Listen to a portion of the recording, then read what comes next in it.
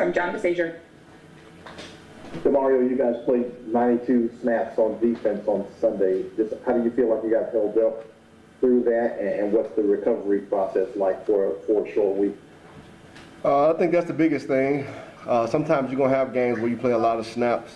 Ideally, you don't want to, but you're gonna have games like that. I think the thing with the short week, rest becomes a premium. Spending extra time in recovery and having that process right. Understand you still got to try to get all your tape in.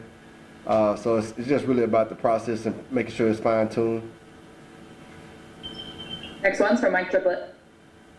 Hey, Demario, is there anything you guys, that any team can do to try to quote-unquote peak at the right time in December and January and play your best football at the end of the season, or it's too abstract to even try to identify how to do that? No, I think it's about it's all in your process.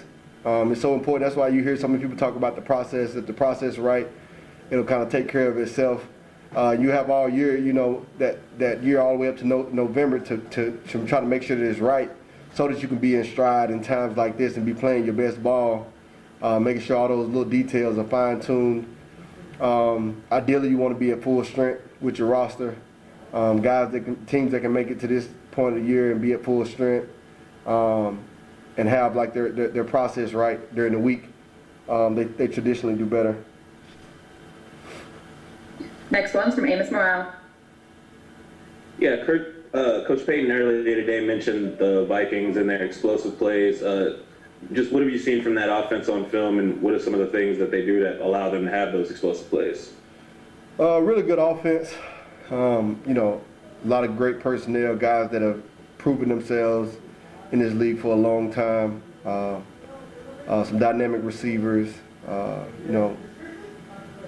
tight end that's been dominant in this league for a long time. A running back that's run like top running back in the league. Really good offensive line and a great play caller.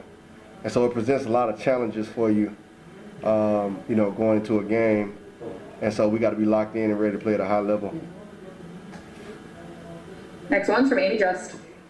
I know you don't like to talk about accolades and stuff, like getting snubbed from the Pro Bowl again this year, but what was your reaction when you didn't see Trey Hendrickson on that list either? It's interesting, to see a guy that played at a high level like that this year, to be at, number one in the league in regards to sacks. And we traditionally praise that position. You want to have guys that can dominate the edge. It changes your defense, and it changes the dynamic of the game when you're able to get pressure on the quarterback, and he's done it at a high level. He's certainly Pro Bowl worthy, for sure. Next one's from John DeSager. You alluded to Dalvin Cook. What are the things that make him an elite running back? I think what makes him elite is his acceleration, his vision, his ability to be able to cut on the dime. He's a strong runner. He can do a lot in the passing game, a good pass protecting running back. He can do it all in all phases, and certainly playing like one of the best backs in the league right now. Next one's from Amy Just.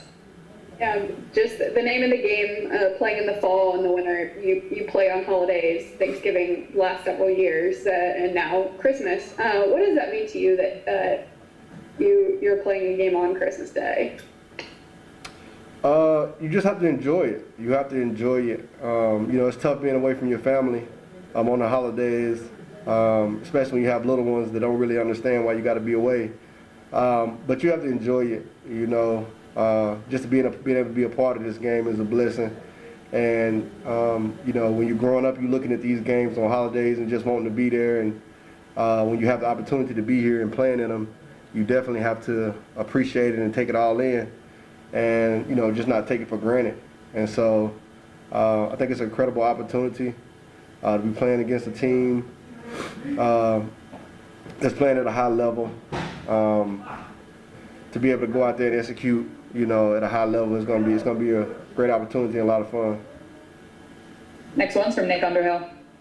You guys have to pace yourself at all this week, just given that you basically played like a game and a half on Sunday, 92 snaps, 40-some minutes? Is this week a little bit different, just given how quick it is and how much you guys played?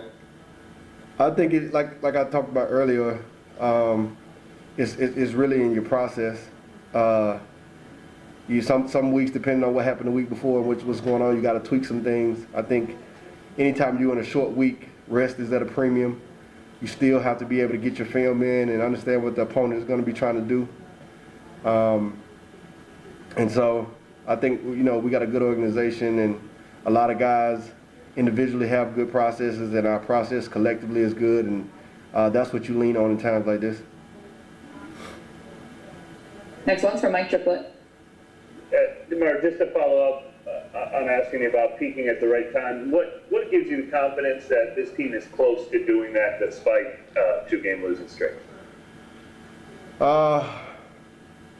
That what I keep alluding to. You don't look at the results.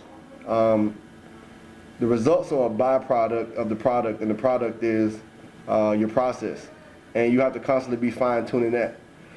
And as I said, I think we have a lot of guys that have been in this position before, that have the experience, that know how to prepare for these games, understand the importance of them, and knowing the things that they have to be able to do individually and what we have to do collectively to be able to be successful on Sunday. And it's not an easy thing to do.